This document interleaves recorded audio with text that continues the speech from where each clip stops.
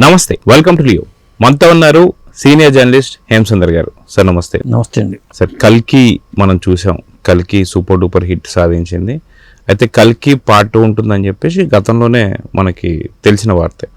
అయితే ఈసారి కల్కి టైటిల్ కూడా మారుస్తున్నారని, మొత్తానికి ప్యాడింగ్లో కూడా కొన్ని మార్పులు చేర్పులు ఉన్నాయని చెప్పేసి అయితే చాలా వరకు అయితే వార్తలు వస్తున్నాయి. అయితే దీపికా పడుకునే ప్లేస్లో ఇప్పుడు ప్రియాంక చోప్రా రాబోతున్నారా అనేటువంటి ఒక కొన్ని కథలు కూడా వినిపిస్తున్నాయి.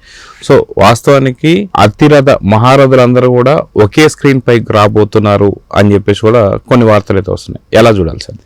అంటే ఇప్పుడు భారీ సెట్ వేశారట. గతంలో వారణాసి సెట్ వేసిన ప్లేస్లోనే ఒక భారీ సెట్ వేసి అక్కడ షూటింగ్ చేస్తున్నారనే సమాచారం. ముఖ్యంగా కురుక్షేత్ర సంగ్రామానికి సంబంధించిన సన్నివేశాలు కొన్ని చేస్తున్నారట. మనకి అప్పుడు ఏంటంటే ఫస్ట్ పార్ట్లోనేమో మహాభారత యుద్ధానికి సంబంధించిన సన్నివేశాలు కొద్దిగా చూపించి 28-98 గెలిపారు. అందుకని కథ 28-98 కలికి అని పెట్టారు. ఇప్పుడు కొన్ని మార్పులు చేర్పులు చేసుకున్నట్టుగా కూడా అనిపిస్తుంది. అంటే పురాణ కథలను ఆధునిక కాలాన్ని కలిపి ఎక్కువ పురాణానికి సంబంధించిన ఫ్లాష్ బ్యాక్ సన్నివేశాలన్నీ ఎక్కువ ఉంటాయని చెప్పి అంటున్నారు ఈ సినిమాలో. ముఖ్యంగా ఏంటంటే ఇంటర్వెల్ బ్యాంక్ పూనకాలు తెప్పించేలా ఉంటుందని చెప్తున్నారు. ఆ షూటింగ్ ఇప్పుడు జరగబోతుంది. సుప్రీం యాస్కిన్గా కమల్ హాసన్, అశ్వత్థామగా అమితాబ్ బచ్చన్, మరి కర్ణుడిగా ప్రభాస్, వీళ్ళు ముగ్గురి మీద ఒకే ఫ్రేమ్లో ఉండేలాగా ఈ సన్నివేశాలు ఉండబోతున్నాయని చెప్తున్నారు. ముఖ్యంగా ఇంటర్వెల్ బ్యాంక్లో ఈ సన్నివేశాలు హైలైట్ అవుతాయని చెప్తున్నారు.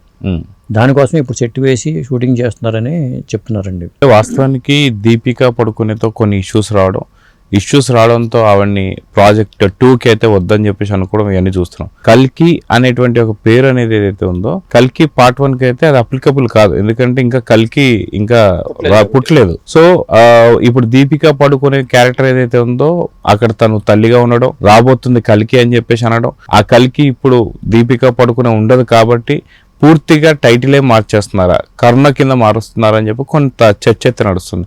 నిజంగా అట్లా జరిగే అవకాశాలు ఎంతవరకు ఉన్నాయంటారు? అంటే నేను అనుకోవడం ఏంటంటే, ఈ దీపికా పడుకునే పాత్ర నిడివి తగ్గిస్తారనుకుంటున్నా. దీపికను వద్దనుకున్న తర్వాత ఆ పాత్ర నిడివి తగ్గించే అవకాశం కనిపిస్తుంది. అంటే దీనికి పార్ట్ 3 కూడా ఉండే అవకాశం ఉందనిపిస్తుంది. ఎందుకంటే దీంట్లోనేమో మహాభారత యుద్ధాన్ని తీసుకొస్తున్నారు కాబట్టి ఈ సినిమాలో హీరో ప్రభాస్ కర్ణుడు.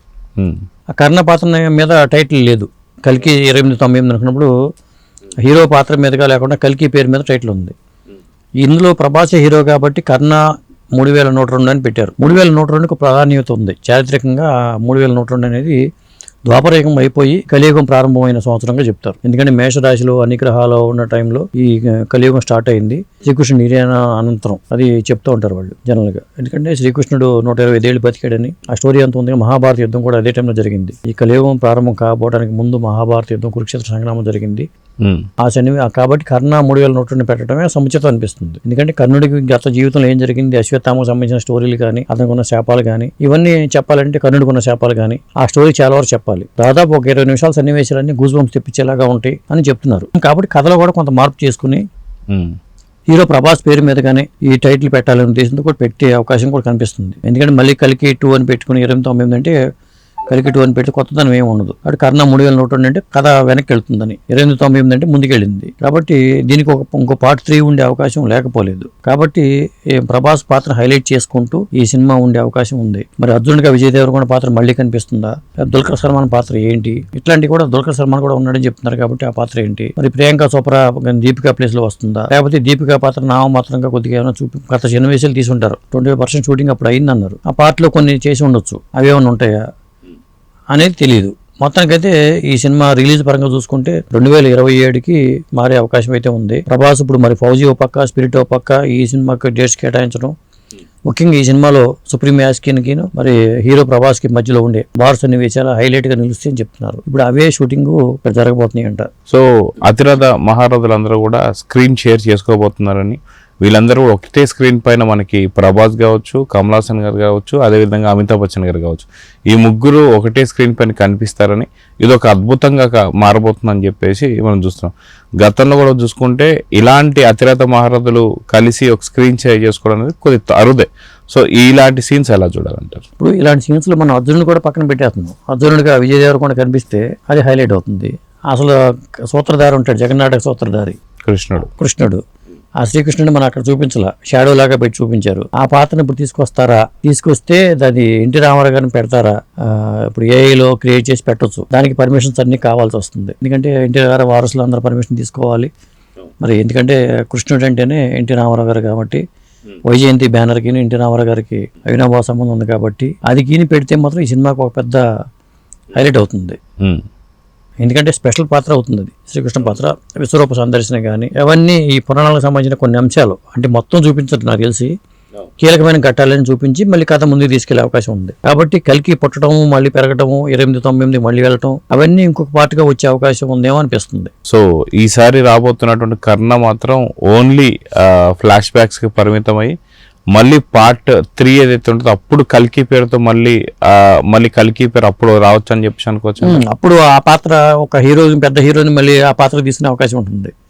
కర్ణుడిగా ప్రభాస్ ఉన్నప్పుడు ప్రభాస్ కాకుండా ఇంకో పెద్ద హీరోతో చేసుకుంటే అది ఒక మల్టీ స్టారర్గా రూపాంతరం చెందుతుంది.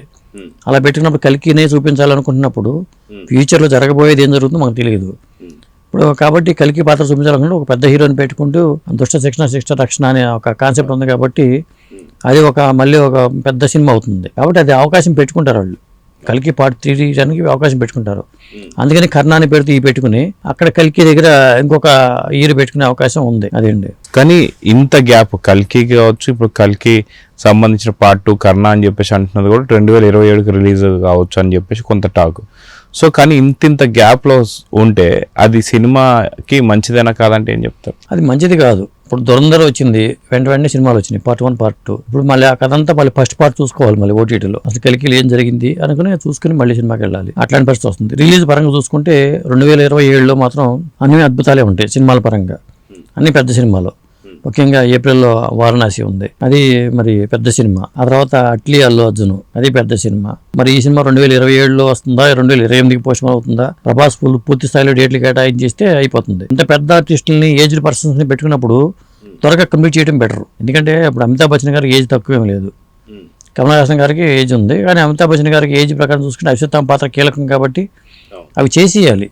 ఆయన సంబంధించిన సన్నివేశాలన్నీ చేసుకుంటూ వెళ్ళిపోతే ఇబ్బంది లేదు, లేట్ అయినా కానీ ఇబ్బంది లేదు. సో చూద్దాం సార్, ఖచ్చితంగా మొత్తానికి కల్కి కాస్త కర్ణ కింద మారాడా, మొత్తానికి కల్కి మళ్ళీ ఇంకా ఎప్పుడు రాబోతున్నాడు, సో రాబోతున్నటువంటి ఒక ఈ సినిమాపై అంచనాలు ఎలా ఉన్నాయని దానిపైన విశ్లేషణ చూసాం. సో చూద్దాం సార్ ఏం జరగబోతుందో. నమస్తే. నమస్తే అండి.